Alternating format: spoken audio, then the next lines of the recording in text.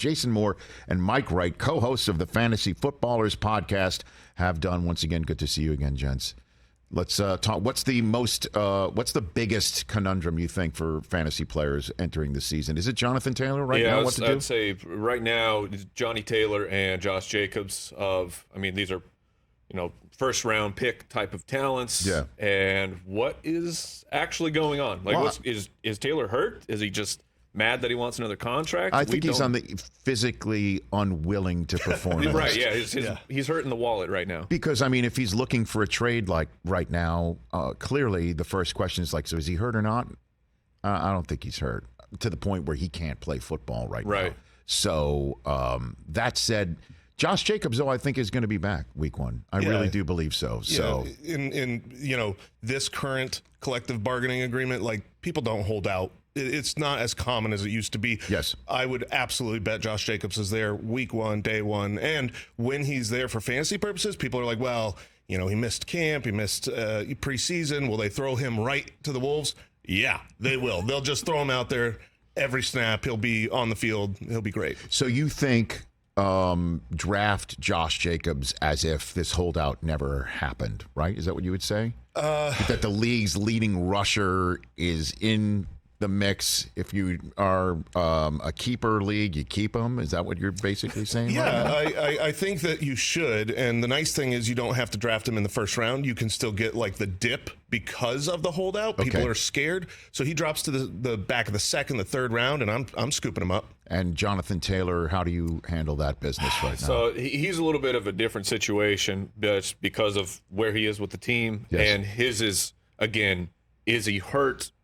Probably not, but that's all just our speculation. But just for the fantasy football purposes, he's already in a tough situation because he has a rookie quarterback that'll be starting the whole season. And we know historically that does not usually pan out for fantasy running backs. Jonathan Taylor's a different type of dude. He's the Incredible Hulk. But so he has that going against him. And then on top of that, the archetype of Anthony Richardson. He's a mobile quarterback. He's going to use his superpowers. And a lot of time that takes checkdowns away. You've kind of seen that, like Lamar in Baltimore. You don't count on their running backs to catch a ton of passes. So this isn't the Phillip Rivers checking down to Jonathan Taylor all the time. So Taylor's got a bunch of things working against him. He's just so difficult to evaluate though because he's like a top 3 running back in the league when he's healthy and good to go. But there's a lot of things about the Colts offense that are scary for fantasy. Mm-hmm. Jason Moore and Mike Wright of the Fantasy Footballers podcast here on the Rich Eisen Show. So non-PPR league number 1 player is still Justin Jefferson? Non-PPR, Justin Jefferson's probably just as safe as it gets. Even though it's not PPR, he's going to be up near the league lead and yards. He's going to have touchdowns. Last year, he should have had more touchdowns. He should have, as great as he was last season, based on his yardage and his targets, where they were on the field, he should have positive touchdown regression coming. So I think, he's the number 1 pick. You don't know the health of running backs. And so even though a guy like Derrick Henry, way better in a non-PPR, I think with the number 1 pick, you could still go wide receiver. Derrick Henry, I've had the last couple of years, and watching him run off the field every third down has driven me insane. As if his backup makes things better ever. Right. Just the fact that he's standing there would mean so much, I would think. In the same way as Susie would recall from back in the day, Reggie Bush should have been out on the field at the end of that Rose Bowl game against Texas. You know what I'm saying? Ridiculous. So that's the way I feel. I think of that moment every time I watch Derrick Henry run off the field on a third down. That said, Justin Jefferson being number 1 overall, my favorite stat about him, and you've probably heard this, but I'll say it again anyway. He not only has the record for most receiving yards and touchdowns and receptions through your first 3 years of an NFL career, but he has it for the first 4 years of an NFL career. And he's going into his 4th year this year. He may be the greatest wide receiver in the history of fantasy football. Would you throw that out there right now? He certainly could develop into that. But, football is crazy. When you go back and you think about, like, if you were to go back and look at your fantasy lineup 3 seasons ago, you'll have names where you're like, oh yeah, I forgot, and Right. there was one point in time where Odell Beckham was going to be that. He was the next Jerry Rice. It was done. Yeah, it was over. He's the greatest wide receiver of all time. Then injuries happen and life moves on, and Odell Beckham is now, he hasn't been a top 12 wide receiver since 2016 or something. It's like it's almost a decade. You just don't even realize that. So McCaffrey's the first running back off the board? Yeah. Okay. McCaffrey's the number one guy for me. He just the situation for San Francisco is perfect. He's probably like the number 2 target in the team for the team. Debo is probably still number 1 there. If you look at the like the target breakdown for those small sample, but the 4 or 5 games it was that we had Brock Purdy.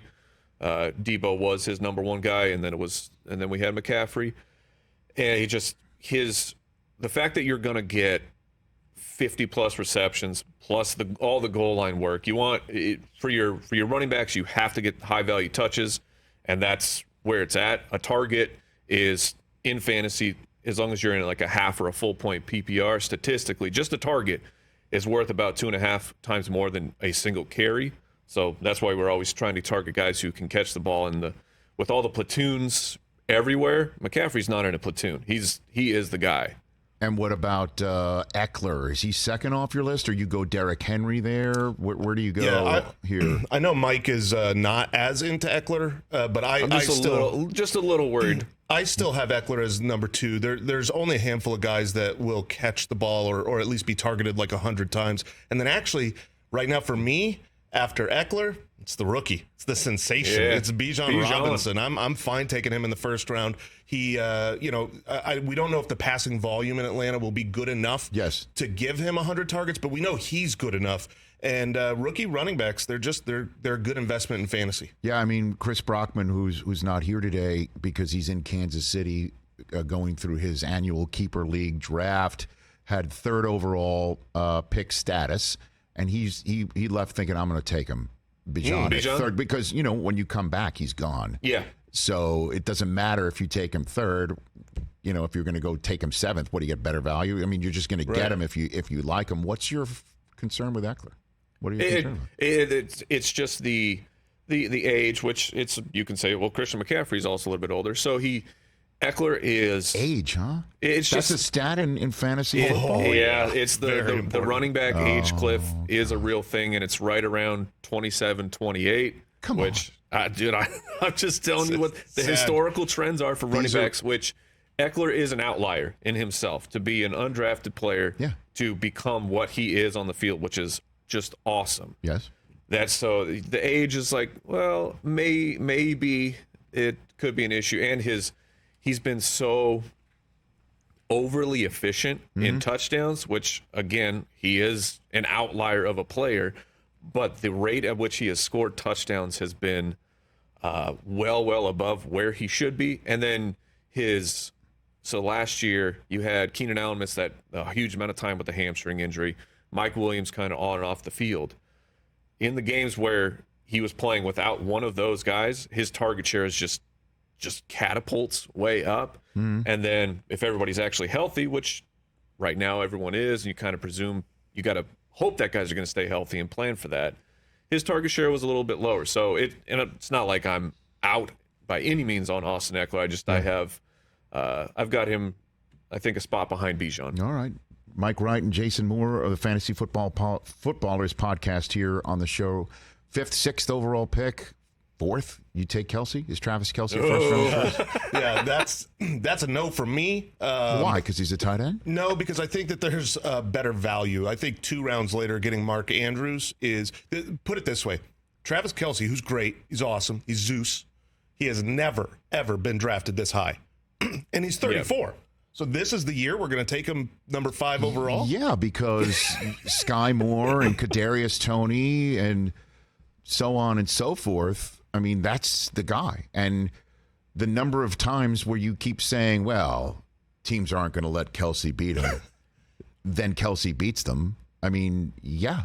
This is the year that you do that. If I was sitting there 4th or 5th, right, I would do it. In a PPR league, I mean, you don't think that the first person when Mahomes turns his head, is looking for his 87. And I loved the shot, the screen grab from last week's preseason game against Arizona, where the one where Mahomes threw running out of bounds, leaping up in the air.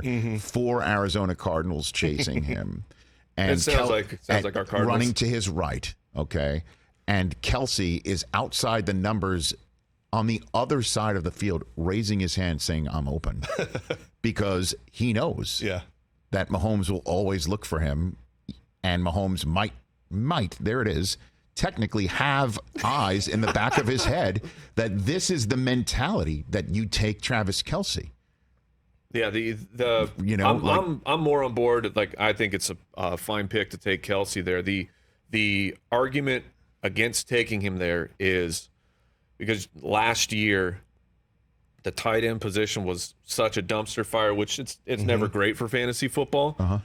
But the scoring disparity between him and the other tight ends was larger than it should be, and like it has been in the past. So the advantage, if you're just looking at the points scored of last year, of like, oh, look at this huge advantage that Kelce gave me, it's not normally that big because you had Mark Andrews end up getting hurt.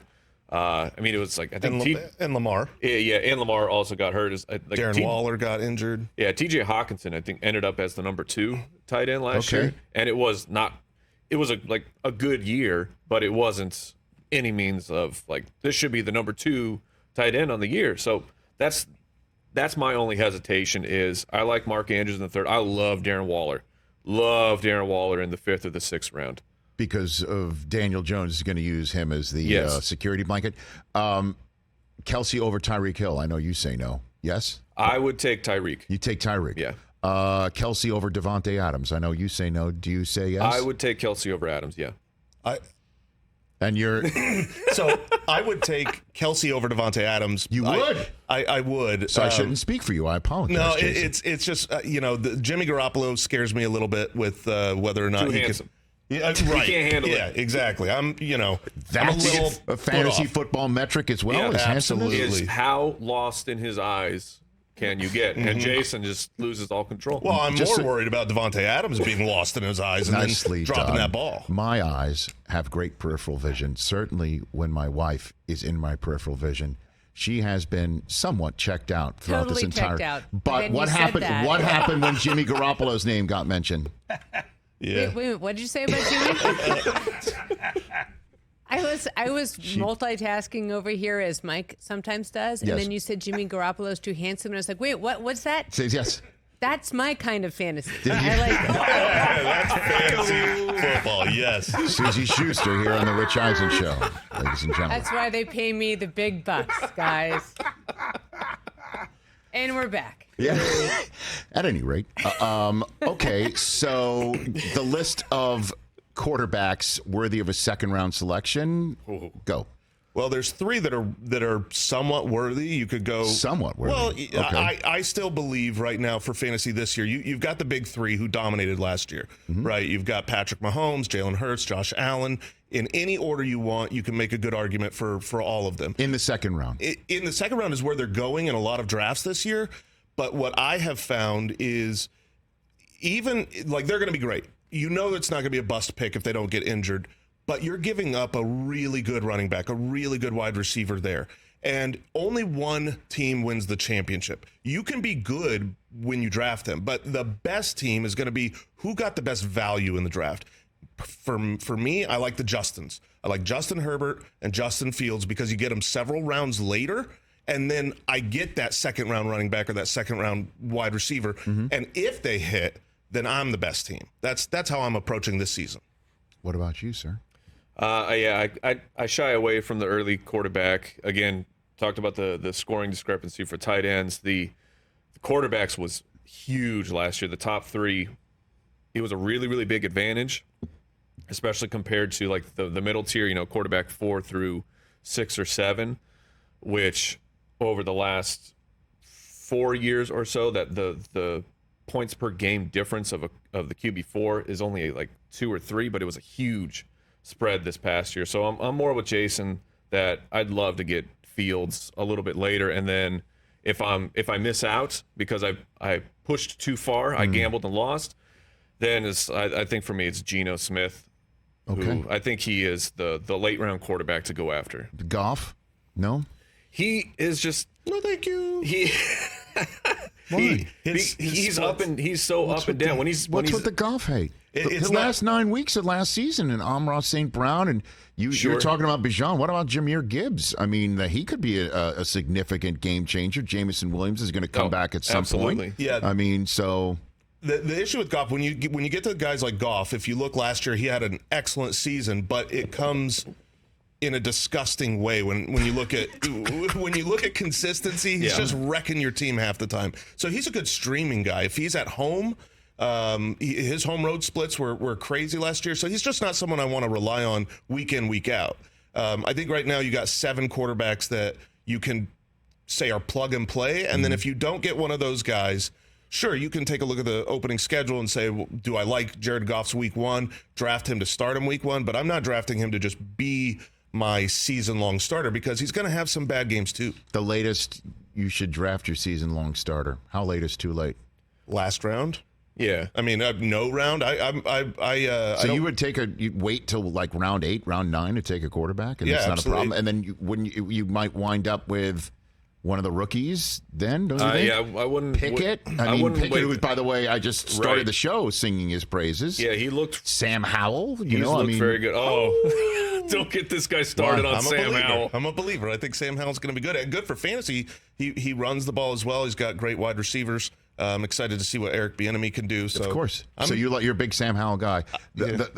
We have one specific drawback on Sam Howell on this program. We discovered it about 3 weeks ago or so. And again, Do we need to if we're adjust? talking about looks, right? I don't know if this is a fantasy football metric. No, it is. But it just is he ready to be an elite quarterback? And certainly for here, maybe this is a me thing. It comes down to hair. And how can you follow the bedhead into battle? We don't know what's up with that. Can you trust a quarterback who looks like he just woke up? is it just because he's too young? No idea. I don't know. Is he ready? This is what the Ron new cool kids are doing? Rivera says he's ready. Does this look like a guy who could take the mean words of his offensive coordinator? Can he handle the mean coaching? Well, Rich, are you sure this isn't just a hair envy? Look, as somebody who's got more hair on his chin than I do in my head, I take offense. I'll be very honest. It was serious. What's It's going your on here? show. I know like that. you guys, it's his show. It's okay. It's all right. Unbelievable. This guy is the worst. I have to sit next to him and his beautiful hair every day, his luscious locks. All right. And we're doing all right. All right, we're doing terrifically. And you guys are doing great with St. Jude Children's Research Hospital. Tell me what you guys are doing with and for St. Jude, thanks to your immense success with your podcast. Yeah, so over the course of the years, our fans have helped us donate. We're about to cross the $250,000 mark donating to St. Jude. Congrats. So, beautiful. Part of our fans, some celebrity leagues that we've happened to win. Don't be so sheepish about it. Come on. All right, look, we were in a celebrity league with Tim the Tatman, Ninja, Zac Efron. Smoked them. Yeah. We let them know you stay on your streaming platforms. Stay in your lane. We'll handle the fantasy. Don't football. come in your lane. That's right. Understood. And so, how do people get involved? How can they donate? How can they do this? Yeah, I mean, we choose to donate from some of our live shows. So we've got a live show coming up this week. Whenever someone gets our draft kit, we donate a portion of that. So it's really just being along for the ride, being a fan of the show, and it's something that matters to us. Like I had a best friend growing up who needed a lot of care, and St. Jude's took good care of. So it's genuinely near and dear to our heart, and so we appreciate them and like being part of supporting them. Susie and I have 3 kids, and we talk about it all the time there. But for the grace of God, we talk about it all the time. And St. Jude Children's Research Hospital being there so people do not see a bill for the care or the lodging or the travel, and all everyone has to do is take care of the kids. Yeah, it's beautiful. It is a beautiful thing. Where can people go and see you this weekend? The Palace Theater? Yeah. Okay. So if you head to ballerslive.com, I think there's maybe a couple tickets left. So if you're in the LA area, All right. check in. I'm not sure where it's at right now. What who performs longer, you or Taylor Swift? Like how long do we get? We can't handle the Swiftie. Okay. I mean, she's a how long machine. is the show? How long do we go here? So it'll stamina. How's your stamina? Is basically what I'm asking. It'll. We'll probably be an hour and a half. Do a bunch of Q&A after that, and have a nice time. All right, so it's a whole night. Yeah. Make an event out of it. Like okay, so have dinner before. Basically, what you're saying. Yes. Okay. Yeah. I mean, look, I'm gonna say something that is a secret, but if you're watching this show, you're going to know. Okay. I'm bringing a T-shirt cannon to the show. Are you That's really? True story. Oh, gosh. Yeah. It's a branded. It should not be legal. Can I just give you a piece of advice? 45-degree angle at least. Oh, yes. No, it's going to the mezzanine. I'm not shooting that thing low. Not parallel. Yeah. You got to have it in some sort of a 45-degree For angle. sure. Okay. Give me the name of the sleeper of the year. Jaylen Warren, that would be my pick. The second-year undrafted free agent running back for the Pittsburgh Steelers. I think he is explosive. Reminds me a lot of Austin Ekeler, what we saw when he was an undrafted free agent. I think he scored last night, actually. Yeah. If I'm not mistaken. Yes, he did. Right. Yeah. All right. That's my pick. So you think he gets in there in a Tony Pollard type role? Yeah, exactly. I think that's a really good comp. He's just the more explosive guy that's going to work his way onto the field. And then he also he's the insurance option. Should something happen to Najee, all of a sudden he becomes a league winner. Okay. And what about you, sir? And I'll go Zay Flowers, rookie wide receiver for. You're buying in. You got the Zay Flowers. I am. I'm bought in. I'm bought in for what the Baltimore Ravens should be doing. We have no idea, though. That's the whole point. But we have at least some evidence of what Todd Monken, the new OC, has done, which is he likes to throw a lot. Okay.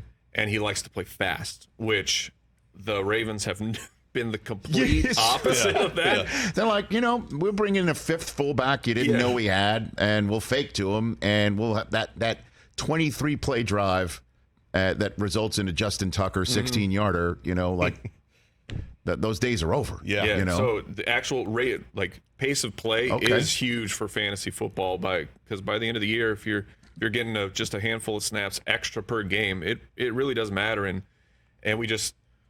we believe they're going to throw a lot. We don't know who's going to be the number one guy. Okay. Rashad Bateman was their number one guy, kind of de facto, but he's been coming back from his foot injury. Is he really good to go? Odell Beckham, another ACL, and Zay Flowers. That touchdown reception the other night, he looks pretty nice. Rich Eisen Show Grandmaster TJ Jefferson just raised his hand as we're up against it. What do you got over there, TJ? Really quickly, fellas, I was thinking the four rookie wide receivers, Quentin Johnston, Jackson Smith, and Jigba, Zay Flowers, and Jordan Addison. You mentioned Flowers, but out of those four, I need one of those guys. Are you saying that Flowers is the best of those four? Is that the guy should... Well, you would have taken Smith and Jigba if he didn't get some banged you up. have to factor that in. I would take Flowers personally. Yeah, for me, we just did our My Guy show, and one of my three My Guys I picked this year is Jordan Addison. I think he is absolutely excellent, and his opportunity across the field from Justin Jefferson. Adam Thielen ran the second most routes last year, and he's gone. So I think he goes right in to a good role this season and dominates. Well, I appreciate that was my you. pick was Addison. Yeah, I know it is. I know you love him. And I appreciate you guys coming on and giving all those nuggets. And I confirmed what I already knew, is that if Susie did a My Guy show, top three would be Jimmy Garoppolo, all three of them, and I might be fourth. Right. Well, you know how it goes in our house. I do know usually that. say that you come behind the two dogs and the three kids. That's true. Yeah, I'm sixth. You're my top draft. You really are. I appreciate that. Yeah, the depth chart is deep. Thank you for coming on. Greatly appreciate it. At the FF Ballers on Twitter, Jason Moore and Mike Wright. Obviously, you know where to find the podcast where all podcasts are acquired. The Fantasy Footballers Podcast. Catch the Rich Eisen Show every single day on the Roku channel, 12 to 3 Eastern, for free.